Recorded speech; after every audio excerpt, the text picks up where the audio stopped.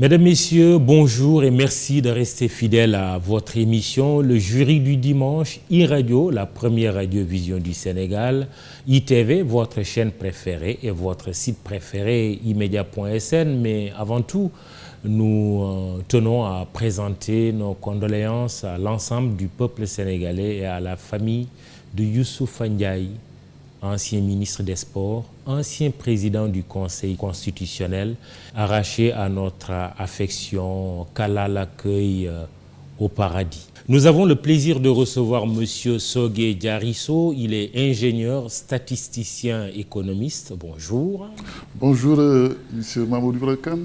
Alors, vous êtes aussi auteur du livre « L'Afrique, Moïse et le monothéisme » paru aux éditions L'Harmattan.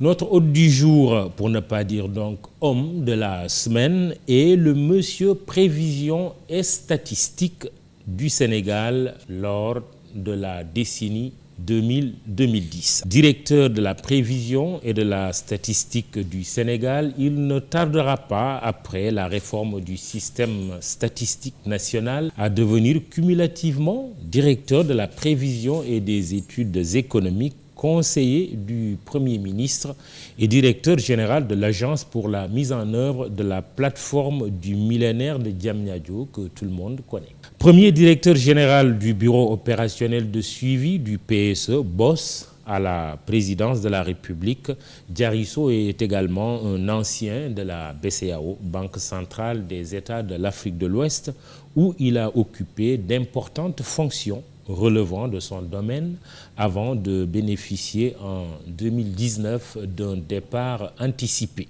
Parlant de votre ouvrage que nous avons sur la table, je cite un extrait de la 4e de couverture. Vous y dressez un panorama du péril religieux qui guette l'Afrique et mine tout projet de renaissance et d'unité du continent.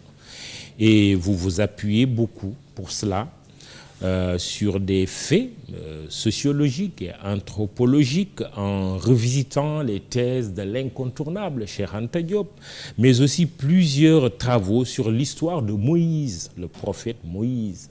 L'Exode, qui est l'âme de la Bible, Ancien Testament, soutenez-vous, n'est certainement pas parti de l'Égypte, mais très vraisemblablement de la zone de l'Arabie ancienne et du Yémen. Débat. L'Afrique, écrivez-vous, a sorti l'humanité des ténèbres en posant les bases des trois grandes religions monothéistes, voire même le bouddhisme. Sogué Diarisso, avant de parler de votre livre, commençons ce jury du dimanche par la pandémie de la Covid-19, une maladie virale caractérisée par son imprévisibilité, tant du point de vue de son apparition que de sa propagation et de la variance du virus. Après Alpha, on parle maintenant du variant Delta, qu'évoque la thèse de l'imprévisibilité pour le monsieur prévision et statistique que vous êtes.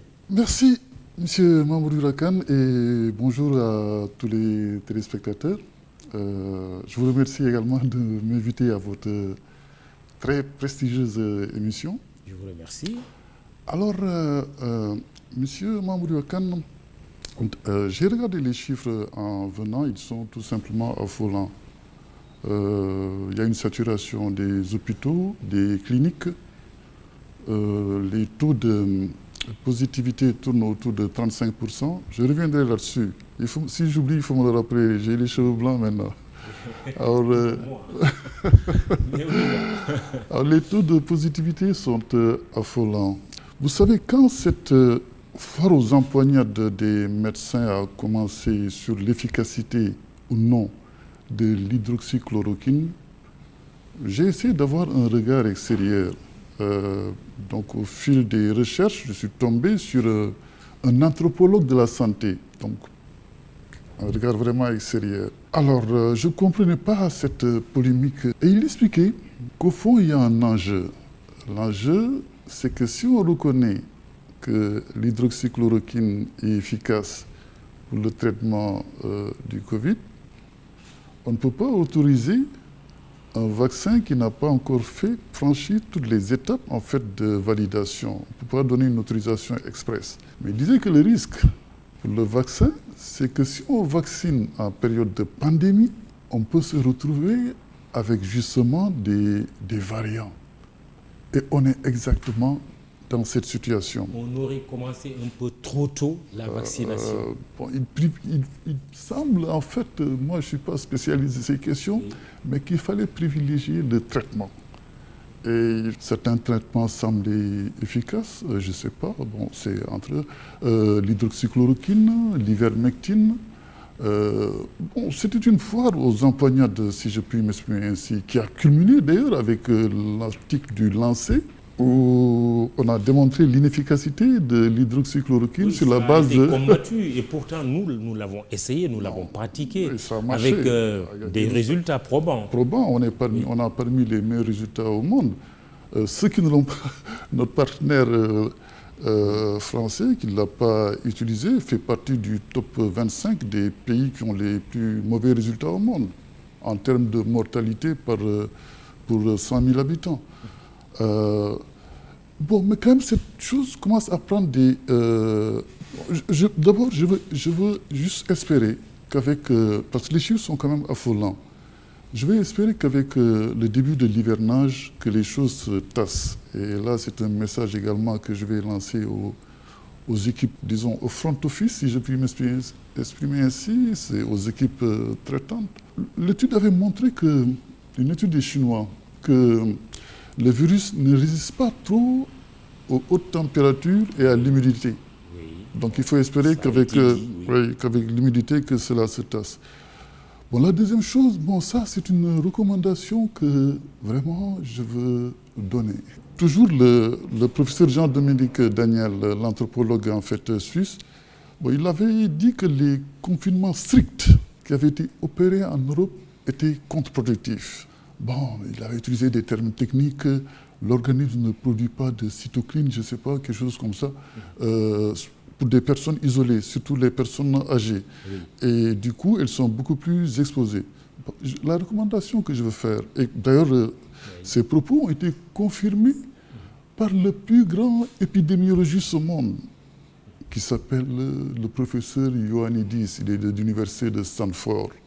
Il a montré que les confinements stricts, on n'a pas fait ça au Sénégal. Oui. On les a fait en France et dans d'autres pays. Oui, mais la recommandation, c'est... Ah non, qu'il ne faut pas faire les confinements stricts. Ça n'a aucun impact sur la vitesse de circulation du virus. Oui. C'est une étude qui est disponible. Bon, c'est un modèle mathématique très simple. Il a travaillé sur la base de 19 pays et pour démontrer ça de façon extrêmement rigoureuse. Oui, mais je reviens sur l'imprévisibilité pour le prévisionniste que vous êtes. Oui, non, moi, ce que quand on dit que quelque chose est imprévisible. Non, on en est là. Quand quelque chose est imprévisible, il faut mettre en place un dispositif de veille. Moi, ce que je peux recommander, c'est que cette affaire, quand même, il faut commencer à la traiter comme si on était victime d'une attaque bactériologique. Et pour ça, je ne pense pas que le ministère de la Santé soit plus qualifié pour coordonner tout ça. Parce que, comme je disais à certains, on ne peut pas demander à une infirmerie de coordonner une stratégie de guerre, parce qu'il y a beaucoup d'aspects. La façon de faire actuelle ressemble à une infirmerie. Bon, bien sûr. Qu'est-ce qu'il faudrait faire? Donc, ce qu'il faut faire, il faut impliquer l'armée. L'armée? Oui, absolument, absolument. Parce qu'une attaque bactériologique, ce n'est pas le ministère de la Santé qui va y faire face. Ce n'est pas une attaque bactériologique, mais il faut la traiter comme telle, avec une épidémie qui ne s'arrête pas. Variant 1, variant 2, phase 2, phase 3, phase 4, phase 5. Non, il faut impliquer l'armée. Moi, j'aime bien les militaires depuis que j'ai lu le livre du général Verali, Le Dernier Mot. C'est des gens extrêmement rigoureux. Ils auraient fait tout de suite l'état de la situation, ce que le ministère de la Santé n'a pas encore fait. Oui, mais quand vous dites l'armée, l'idée c'est quoi? C'est-à-dire c'est de dire qu'il faut composer une équipe pluridisciplinaire. Pluridisciplinaire. Oui. D'abord avec l'ANSD. L'ANSD. Oui. Prévision et statistique. Prévision et statistique. La DPE pour les aspects économiques. Je vais revenir là-dessus. Je viendrai là-dessus, parce qu'il y a quand même des risques de choc financier et ça pourrait surprendre. Donc l'aspect économique, l'ANSD pour l'aspect économique, des anthropologues, des sociologues. Et les médecins, naturellement. Bien sûr, ils sont au cœur, ils sont au cœur de l'affaire. Les médecins, naturellement. Et les politiques qui prennent les décisions, qui peuvent être lourdes de conséquences, soit selon qu'elles soient positives ou qu'elles soient négatives aussi. Non, je crois que on voit que l'attitude des politiques ou des politiciens joue aussi. Non, je crois que si on a un dispositif pluridisciplinaire, avec tous les moyens de communication, comment dirais-je, nécessaires, bon, les politiciens, c'est quand même... ce sont des Sénégalais. Oui, mais leur attitude, on est en train de dire oui, on n'a pas été prudent, il y a des rassemblements qui ont été organisés, qui seraient à l'origine de l'explosion des cas. Ils ne prenaient pas la mesure de la chose. Oui. Mais je crois que justement, le fait de faire appel à l'armée, quand même... La discipline donc. Voilà, exactement. Alors, on revient sur le fameux taux de positivité. Moi, je n'ai pas oublié. 35%. Qu'est-ce que vous vouliez dire? J'allais dire que pour l'armée, par exemple, la première chose qu'ils auraient faite, c'est de faire l'état de la situation. On ne la connaît pas. Quelle est la situation épidémiologique actuelle? On ne la connaît pas. Ce sont des voyageurs qui vont se faire tester et sur cette base, on donne des taux de positivité. Il faut faire le bilan épidémiologique de la chose. Et c'est pour ça qu'il faut faire appel à l'ANSD, au bureau de prospective économique de Mouvaroglo, qui est qualifié pour les sondages également. Maintenant, les modalités, comment ils vont le faire dans les hôpitaux et tout ça, ils verront. Mais il faut faire le bilan de la situation épidémiologique. Et ici, l'objectif, c'est quoi? C'est pour avoir les vrais taux de positivité. Parce que dans la situation actuelle, on peut soit exagérer ou peut-être sous-estimer. Parce que là, on ne s'arrêtera pas seulement au test PCR. Le test PCR ne permet pas de dire que quelqu'un est malade. Le test PCR, c'est l'inventeur même du test PCR qui le dit, le professeur, Karim Ellis, prix Nobel. Le test PCR ne permet pas de dire que quelqu'un est malade. Donc, avec cette équipe, ils peuvent faire vraiment des analyses beaucoup plus poussées, faire le point sur la situation épidémiologique nationale et définir également une stratégie. Mieux vaut prévenir que guérir, on le répète tout le temps. Pour philosopher un peu avec l'autre, l'humanité ne se pose jamais que des problèmes qu'elle est capable de résoudre, pour ne pas dire Karl Marx. Vous avez été le directeur de la prévision et de la statistique du Sénégal pendant plusieurs années. A-t-on alors négligé la prévision et la statistique dans la lutte contre le coronavirus? Négliger la prévision, c'est un peu trop dire, parce que tout le monde a été surpris. Ça, il faut le reconnaître. C'est dans le monde entier, les gens ont été surpris. Les prévisionnistes, oui, même les prévisionnistes ont été surpris. En fait, on ne s'attendait pas à une fermeture. C'est quelque chose qui ne s'est jamais fait dans l'histoire de l'humanité. Une fermeture totale, comment dirais-je, des économies. Mais par contre, il faut corriger rapidement. Il faut mettre en place un dispositif de veille permanente. C'est ce que je disais tout à l'heure. Avec les militaires et coordonné par le secrétariat général du gouvernement, peut-être. Parce qu'il y a une crise financière qui menace. Il y a de grandes banques comme la troisième banque américaine, c'est pas n'importe quoi. À l'époque, en 2008, c'était Lehman Brothers, la deuxième banque. Là, c'est la troisième banque américaine, Wells Fargo, qui montre des signes de fébrilité. La banque postale d'un pays européen, une grande postale, je ne veux pas citer, je vais citer quand même la Deutsche Bank, parce que c'est connu de tout le monde, qui montre des signes de fébrilité depuis pratiquement 5 ans. On risque de retomber dans la crise financière semblable à celle de 2008. Plus grave. Plus grave et plus violente. Et pourquoi c'est plus grave? Parce que dans la crise de 2008, ce sont les États qui ont pris le passif sale des banques. C'est ça, si, ils ne peuvent pas, ils sont déjà trop endettés. Comment, par exemple, l'État français pourra prendre le passif sale des banques françaises? Le taux d'endettement public de la France tourne autour de 118-120% du PIB. Souvenez-vous qu'à l'IMOA, le plafond, c'est 60%. Donc, ils sont au double du plafond de l'IMOA. C'est-à-dire que les États ne sont pas prêts à faire face, comment dirais-je, à une crise financière de l'ordre comme celle de 2008. Donc il faut se préparer. Oui, On reviendra, être de court.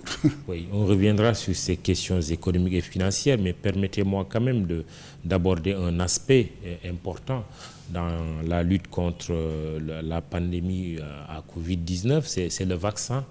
Au Sénégal, on note une rupture. Comment vous le concevez? Bon, je crois que le président a expliqué hier, il n'y a plus de vaccins disponibles. Moi, je n'avais pas cette information. Il l'a expliqué hier. Il n'y a plus de vaccins disponibles dans le monde. Bon, mais je crois que cette période aussi peut être mise à profit par les autorités pour voir... Oui. Il n'y a plus de vaccins disponibles ou parce qu'il y a comment ils l'appellent, un nationalisme vaccinal Il y a tout ça, tout ça. Vous voyez Est-ce qu'il ne s'agit pas là d'une rétention de quelque chose de volontaire? Bon, mais on nous dira aussi pourquoi nous attendons toujours que les autres nous envoient des vaccins. Qu'est-ce que nous étions en train de faire? Rétention, c'est un peu trop dire. Je crois qu'il y a eu beaucoup d'attaques, par exemple, à l'époque sur AstraZeneca. Mais au fond, c'était en termes d'effets secondaires, c'était du même ordre de grandeur que Pfizer et Johnson, oui. C'était pratiquement du même ordre de grandeur. Bon, donc il y a la guerre des labos aussi. Le nombre de vaccins qui ont produit en un temps record est quand même assez élevé. Mais sauf pour le cas du Sénégal, c'est-à-dire on a reçu des commandes. Oui. Or, on dit qu'il faut prendre une première dose, après quelques semaines, quelques mois, prendre une deuxième dose. Mais entre les deux, il y a eu rupture. Comment on peut l'expliquer? Moi, une fois de plus, c'est pour ça que je veux qu'on mette les militaires dans l'affaire. Ils sont plus rigoureux, ils sont méticuleux, rigoureux et un peu plus carrés, quoi. Parce qu'ils auraient distribué selon les priorités. Les priorités, en fait, c'était les personnes qui présentaient des comorbidités assez importantes, peut-être les personnes âgées, de plus exactement. C'était le personnel soignant, oui, et peut-être les enseignants. Bon, mais vous avez vu comment ça s'est fait. Ouais, ça s'est fait de manière anormale. De manière un peu dans le désordre, quoi. Et puis, en ne tenant pas compte également de la situation épidémiologique dont il fallait faire le plan.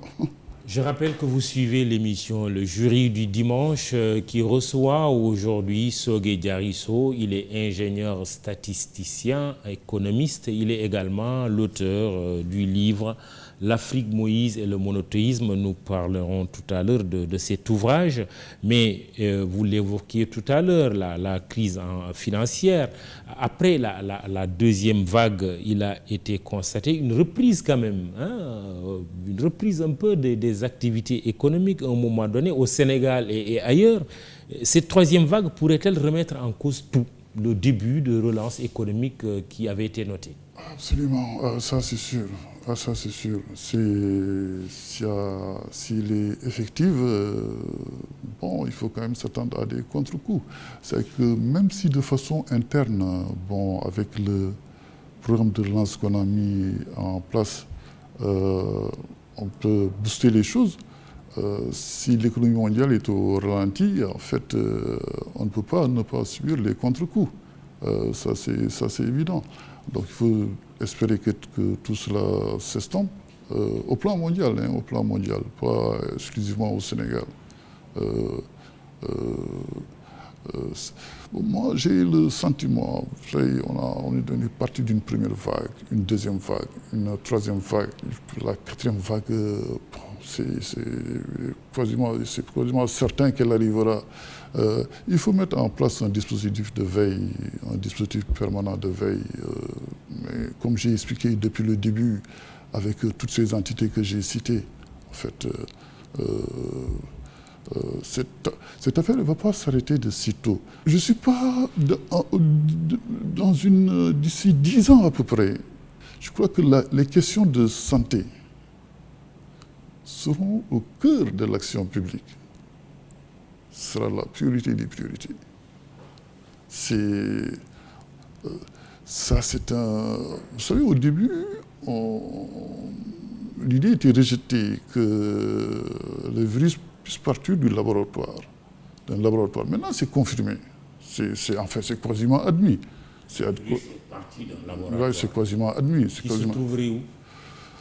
En Chine ou ailleurs? Bon, en tout cas, l'hypothèse. Tout est parti de Wuhan. Voilà, on dit de Wuhan, mais comment c'est chinoise. parti de Wuhan? Bon, oui. Ça, il y a toute une polémique là-dessus. Les Chinois eux-mêmes accusent les Américains accusent les Chinois. Bon, ça, Dieu seul sait, quoi. Mais maintenant, c'est pour ça que je dis qu'il faut que nous, on traite cette affaire quand même comme si on était victime d'une attaque bactériologique. Il faut la prendre beaucoup plus au sérieux. Et bon, maintenant, un virus qui est parti de laboratoire, on ne maîtrise pas, comment dire, le processus d'évolution des variants. Combien de temps ça va prendre, personne ne sait. Donc, il faut se préparer en conséquence. Oui, mais pourtant, à un moment, on a dit, mais c'est une opportunité pour l'Afrique, pour le Sénégal même. Est-ce qu'on a saisi cette opportunité? Je vais venir là-dessus. Bon, pour l'Afrique, bon, peut-être. Pour le Sénégal, en tout cas, on avait une opportunité. Et surtout qu'on avait déjà réfléchi sur la question dans le PCE. Peut-être qu'on en parlera tout à l'heure. Donc, je disais que la santé sera au cœur de l'action publique dans les 10 prochaines années. Il faut qu'on s'y prépare. Ça veut dire qu'il faut construire des centres de santé, des cases de santé, des hôpitaux, bon, presque partout dans le pays. Mais ça, c'est une opportunité. Bon, on a vécu récemment quand même quelques inaugurations d'hôpitaux et autres centres de santé. C'est timide par rapport à ce qui est possible. Oui, c'est timide par rapport... parce que là, d'une pierre, on fait deux coups. Là, on a inauguré, mais c'est fini. Il y a des médecins qui vont traiter. Mais il s'agit de créer des emplois. Il s'agit d'en profiter pour stimuler la croissance économique. Parce que vous savez, dans le PCE, on avait recensé à peu près un besoin de 300 000 logements. Et il y avait une idée originale, extraordinaire, comme quoi il fallait promouvoir la construction de logements en latérite, en utilisant l'argile. D'abord, c'est plus adapté à notre environnement. Ça stoppe la chaleur et maintient, comment dirais-je, à l'intérieur la fraîcheur. Et bon, on aurait pu même développer des chaires à l'université pour stimuler la recherche dans ce domaine. Et ça allait quand même booster l'activité parce que ces logements, il fallait les construire dans tout le Sénégal. C'est-à-dire, là, on parle de 100 000 logements. À la place, vous pensez que... C'était 300 000 logements. Au moins 300 000. 300 000 logements. Besoin de on est en deçà donc des prévisions. Non, les besoins, ils avaient été bien évalués. C'était 300 000 logements. Oui. Bon, on ne l'a pas fait. Oui, sauf que là, on parle de 100 000 logements. Bon, maintenant, ce que je veux dire, oui.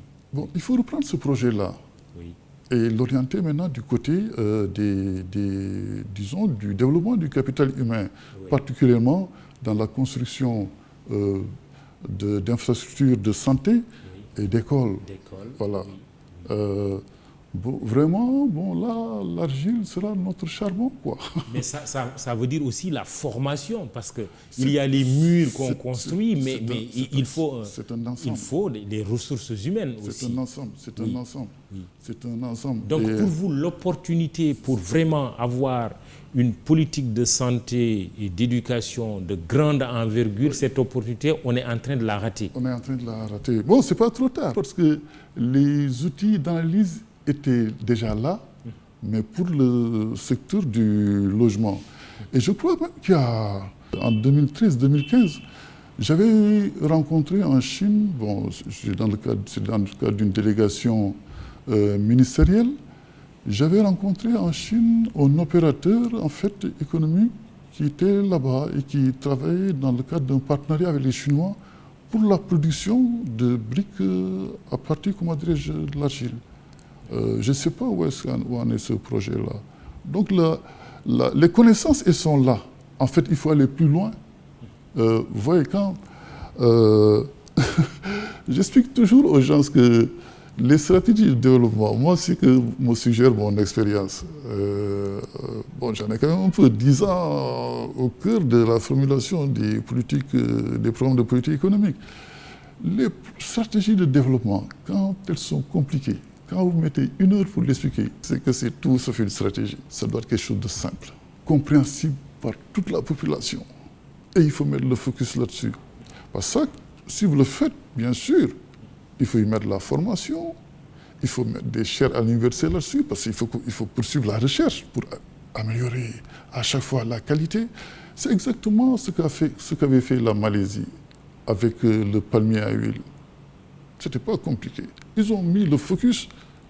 En fait, vraiment, moi, notre situation s'apparente beaucoup à celle de la Malaisie quand elle commençait. Elle avait le pétrole. Elle a choisi de mettre le focus sur l'agriculture, le développement agricole, mais surtout à travers les plantations de palmiers à huile. Et a développé tout un arsenal en fait, de produits dérivés, comment dirais-je, de l'huile de palme et autres, des parfums, des savons, etc. Bon, on est à peu près dans le même cas. Situation. Quand notre pétrole et notre gaz viendront, il faudra faire focus sur ces aspects-là. Mais en attendant, comment financer nos économies, plus précisément notre économie, parce que cela fait débat aussi. Bon, il faut être plus précis dans la question. Comment financer nos économies, c'est-à-dire le financement des économies africaines qui fait débat aujourd'hui. Bon. Tantôt, les droits de tirage spéciaux, on en parle beaucoup. Comment faire pour relancer nos économies avec un financement adapté? C'est une question qui comporte beaucoup d'aspects. Nous sommes dans une zone monétaire avec un partenaire qui garantit la monnaie. Donc ça pose un certain nombre de contraintes. Des contraintes... CFA et à l'éco. Oui. Les contraintes, par exemple, c'est nous devons avoir des taux d'inflation convergents avec ceux du pays ancre.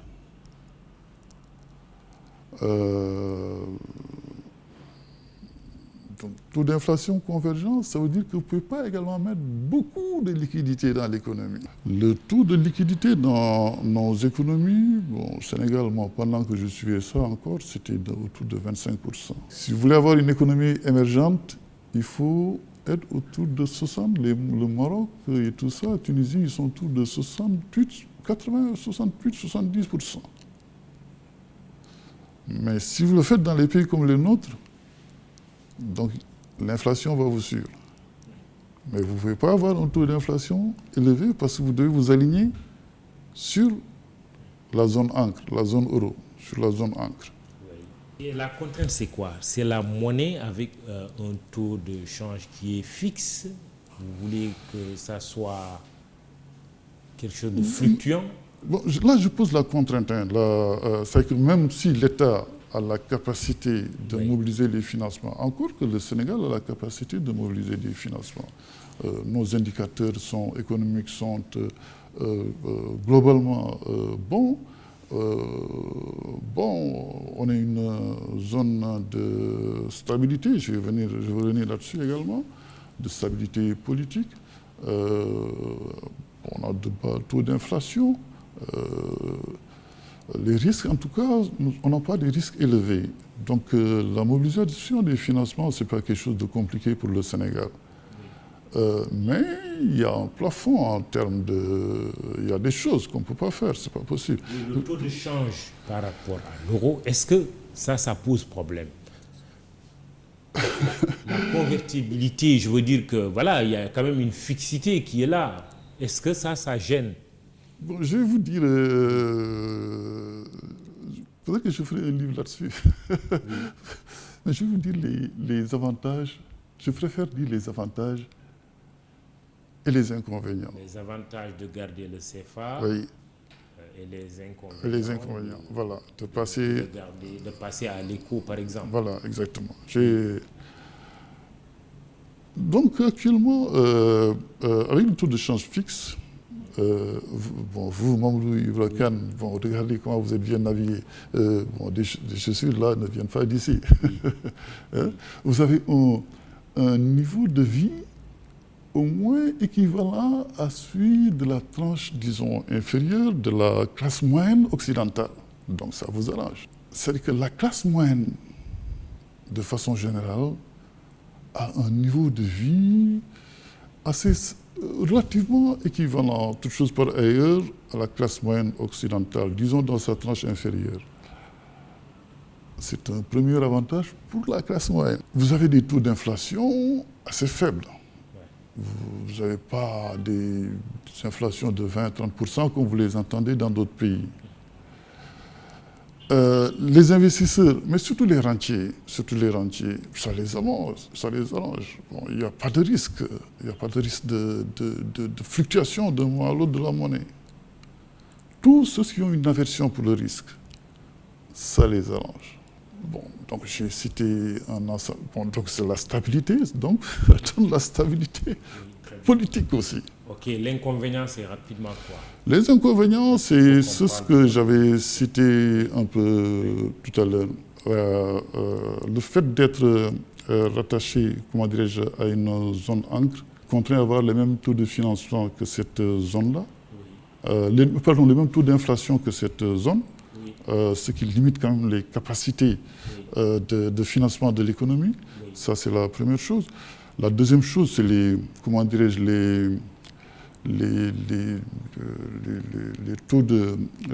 en fait, les coûts de productivité et tout ça.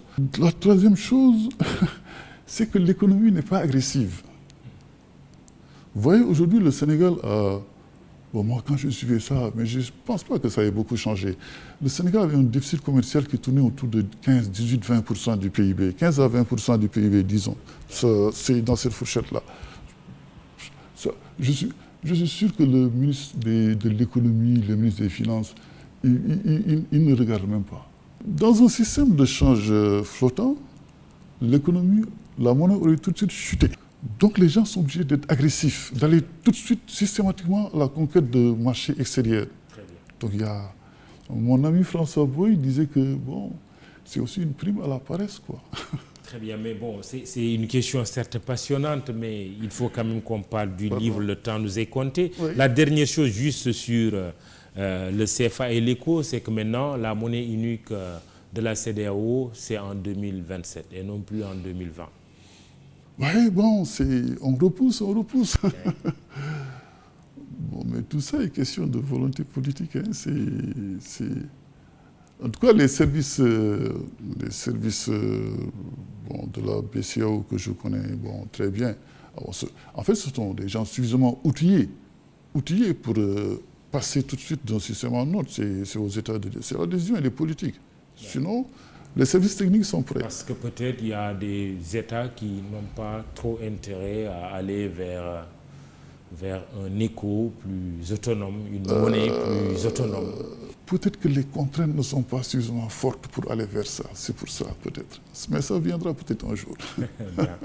Ça viendra un jour. Sogue Diarisso est ingénieur statisticien et économiste. Il est l'auteur de cet ouvrage « L'Afrique, Moïse et le monothéisme » paru aux éditions L'Harmattan. Alors, Sogue Diarisso, vous êtes un Cheikh Antaïste, hein, si on peut le dire comme ça, hein, Cheikh Anta Diop.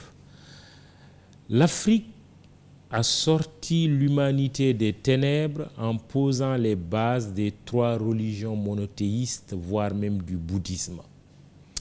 De quelle Afrique parlez-vous? L'Afrique noire, l'Afrique blanche? Pourquoi vous l'affirmez?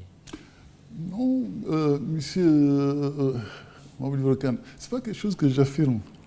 Ce sont des faits. C'est en parcourant vraiment toute l'œuvre de Cheikh Anta Diop, également d'autres diopistes, comme on les appelle, que cela apparaît de façon très claire. En fait, contrairement à une idée assez répandue, bon, c'est l'Égypte, hein, c'est l'Égypte. Contrairement à une idée assez répandue, les Égyptiens n'ont jamais été polythéistes. En fait, il y avait des cosmogonies différentes selon qu'on soit à Thèbes, à Hermopolitaine, etc. Mais ils croyaient en un Dieu unique, en un démiurge, en fait, donc qui est le début de la création. Bon, dans certaines cosmogonies, le démiurge c'est un homme, dans d'autres c'est une femme, etc. Et bon, donc tout cela a évolué avec des hypostases. En fait, disons, partons du démiurge. Il y a un démiurge Ra, bon, c'est le plus connu. Et il y a ensuite des hypostases, bon, qui deviendront plus tard les anges, en fait, des religions monothéistes, des religions révélées. Bon, donc les choses ont évolué ainsi jusqu'à la révolution du pharaon Akhenaton. Bon, qui dit que maintenant, bon, toutes ces hypostases-là, c'est fini. C'est une grande révolution que maintenant, il n'y a qu'une seule hypostase du Dieu Ra, c'est le soleil. Donc, en fait, voilà le début du monothéisme. Il n'y a qu'une seule hypostase du Dieu Ra, c'est le soleil. Et donc, il supprime toutes les autres hypostases. Bon, mais il crée également. Bon, c'est pour ça que quand vous faites une réforme, il faut vous assurer que la population est suffisamment bien imprégnée de cette réforme. Et mesurer également les aspects économiques de la réforme. Mais parce que quand il supprime toutes les hypostases, il supprime toute la production artistique qui allait avec ces hypostases. Par exemple, les statues qu'on faisait pour tel dieu, les musées qu'on lui construisait, etc. Donc toute cette économie disparaît. Et ça a créé une sorte de, disons, ça a entraîné pratiquement la faillite de l'Égypte. Et bon, il fut destitué selon certains, assassiné selon d'autres. Mais au fond, le début du monothéisme, c'est ça. C'est Akhenaton. Bon, maintenant, ce qu'il y a, c'est qu'il va, pendant très longtemps, hein, depuis pratiquement de tout temps, les Égyptiens ont chassé à Canaan, Israël, quoi, la Palestine et Israël, à Canaan, en fait, soit les récalcitrants, bon, les peuples étrangers qui les dérangeaient parfois, qui venaient là-bas, on les a tous éloignés vers Canaan. À chaque fois que quelqu'un posait un problème, on l'envoyait à Canaan. Alors, ce qui s'est passé, c'est que quand l'Égypte chute au VIe siècle avec le Perse Cambyse, donc il y a une ruée donc, vers Canaan. Bon, mais il y a une première ruée. Après, avant cela, c'est quand Akhenaton tombe. Donc on dit aux gens d'Akhenaton, là, bon, votre religion elle a amené la misère dans le pays, il faut quitter. Donc ils vont vers Canaan aussi. Ils étaient accompagnés de quelqu'un, ils avaient à leur tête quelqu'un qui s'appelle Osarsip Mamoussé, retenez bien, Osarsip Mamoussé, comme notre Mamoussé là. Mamoussé Diagne. Exactement. Par exemple. Oui. Alors selon certains, ce serait celui-là le Moïse. Ce serait celui-là, le Moïse. Oui, mais avant d'arriver à Moïse, là, parce que c'est très important, mais quand vous dites l'Afrique a sorti l'humanité des ténèbres en posant les bases des 3 religions monothéistes, voire du bouddhisme, vous parlez de l'Afrique noire. C'est l'Afrique noire à travers l'Égypte.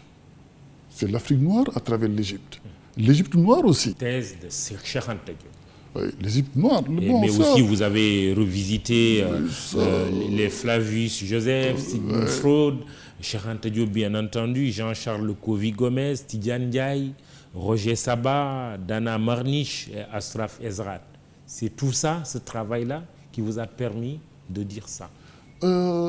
Absolument. Comment dirais-je? Il n'y a pas de doute là-dessus. C'est que même que vous preniez Cheikh Anta Diop, Flavius Joseph, Dana Marnike, tout ça, de toute façon, le Moïse, il est noir. Même dans la tradition musulmane, il est noir. Le prophète sallallahu alayhi wa sallam disait qu'il ressemblait à ceux du peuple de Zout.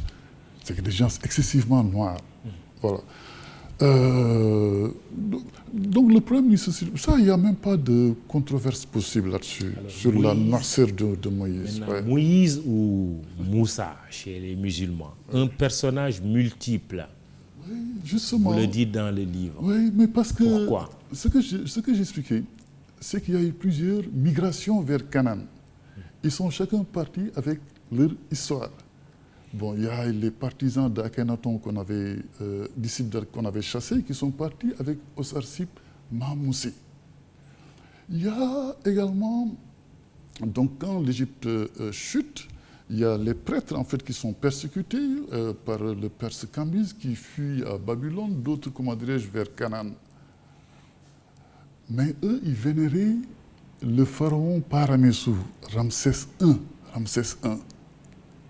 Donc, selon Roger Sabat, en fait, le Moïse qui est décrit dans la Bible, c'est en fait le personnage codé de Paramessou, de Ramsès I. Voilà.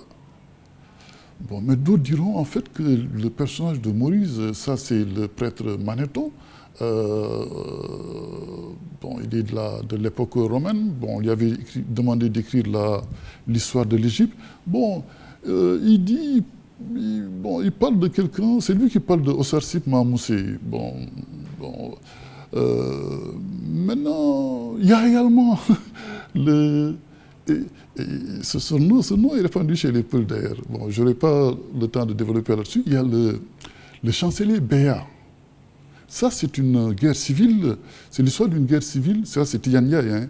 C'est l'histoire d'une guerre civile qui a eu lieu en Égypte, une guerre de succession, sur la succession en fait, et les partisans il y a une guerre civile qui a fait des milliers de morts. Donc les partisans de Béat ont fui vers l'Éthiopie. Donc le Moïse des Falachas, en fait c'est Béat. De l'Éthiopie et certainement vers Canaan. Et c'est ce qui expliquerait qu'on trouve des Juifs chez Exactement. Les Éthiopiens, les Falachas. Voilà, mais ce n'est pas le même Moïse. Noirs, ils sont noirs. Ils sont toujours noirs. Donc Moïse, personnage multiple, mais Moïse, un noir. Personnage multiple, oui. Et noir. Et noir. Ouais. Ça, il y a même pas l'ombre d'un doute. Parce que dans tout ce que j'ai cité, oui, sont égyptiens. Ramsès I, oui, le chancelier Béat, oui, Osarsip Mahmoussi.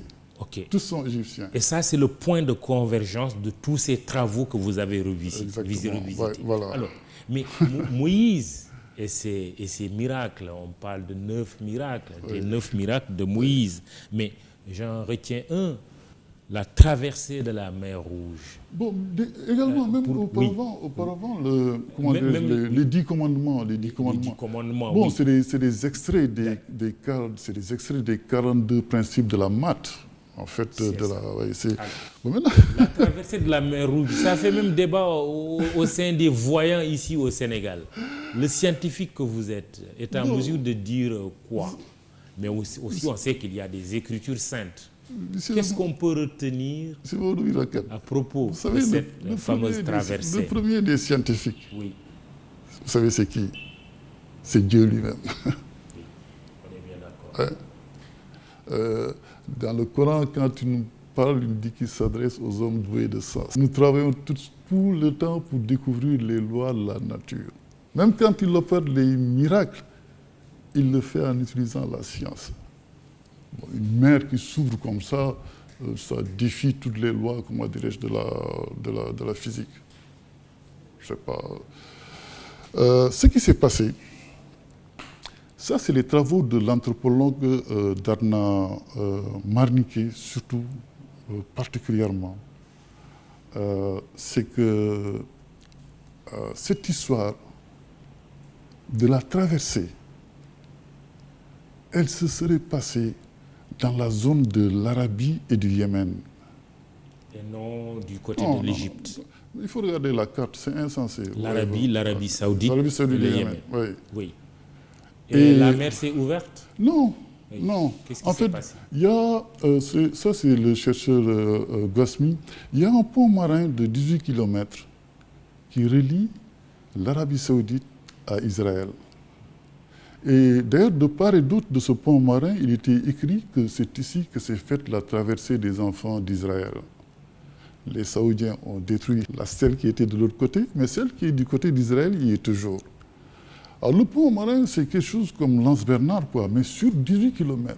Alors ce qui s'est passé, c'est que donc Moussa,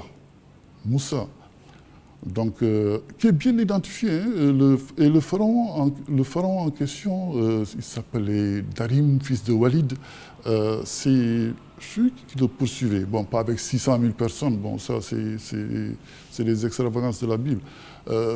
Qui le poursuivait, lui, donc, et des Juifs. Bon, si vous lisez même le Coran est quand même suffisamment imprégné de la tradition de Moïse. Le Coran fait plus de développement sur Moïse plus que sur le prophète Mohammed, sallallahu alayhi wa sallam. Alors, donc, ils sont passés à marée basse. Et donc, le Darim et ses troupes, les poursuivaient et la marée haute les a trouvés en fait au niveau du pont marin. Bon, bien sûr, ils ont été engloutis par les eaux. Il y a eu un pont marin parce que la marée était basse. Oui, ils sont passés. Oui. Mais c'est un miracle quand même. Oui, c'est un miracle. Bon, ils sont passés à la bonne heure, quoi. À la bonne heure, mais après, il y a eu la marée haute et les autres n'ont pas eu de chance. Non, ils n'ont pas eu de chance, ils ont été engloutis. C'est aussi simple que cela. Autrement dit, nos voyants, Khargidbi, Fergidbi, il ne faut pas croire à cela, c'est de la pure voyance. C'est même pas sérieux. C'est même pas sérieux. Hein, au XXIe siècle de parler de ces choses, comment dirais-je, au Sénégal, avec tous nos enjeux, toutes nos difficultés et tout ça. Et quand il s'agit de la religion, c'est-à-dire de la foi, c'est-à-dire on y croit fortement, c'est difficile de venir dire non, telle chose ne s'est pas passée comme ça. Bon, moi je parle de faits, comment dirais-je, de choses factuelles. Une mer qui s'ouvre, ça défie toutes les liens. Il faut regarder, comment dirais-je, la carte de l'Égypte. Non, et puis, non, j'allais oublier un aspect. Vous savez, pourquoi encore cette histoire ne s'est pas passée en Égypte? Quand vous lisez la Bible, c'est d'une précision qui dépasse l'entendement. On te dit que quand les enfants d'Israël sont arrivés à tel endroit, il y avait 300 personnes, 150 personnes, ils ont été reçus par telle personne, il y avait tel nombre d'arbres ici, etc. C'est d'une précision millimétrée. Oui. Et cette Bible qui est d'une précision millimétrée ne parle pas une seule fois des pyramides, qui constituent l'âme même de l'Égypte. Très bien. On va quand même y aller très vite, ce Guédiarisso. Ce que vous dites est passionnant, mais il faut qu'on avance parce que le temps qui nous est imparti est presque terminé. Alors, à la page 7 de votre livre, qui sommes-nous? Où sommes-nous? Où voulons-nous aller? À cet égard, vous racontez l'histoire d'une connaissance occidentale qui vous dit, mais pourquoi l'Afrique vit cette situation de retard, de sous-développement, de toutes sortes de maladies, et une Afrique qui est composée essentiellement de jeunes? Vous lui avez répondu quoi? Au fond, Mamadou Khan, c'est... il y a le manque d'ambition pour simplifier.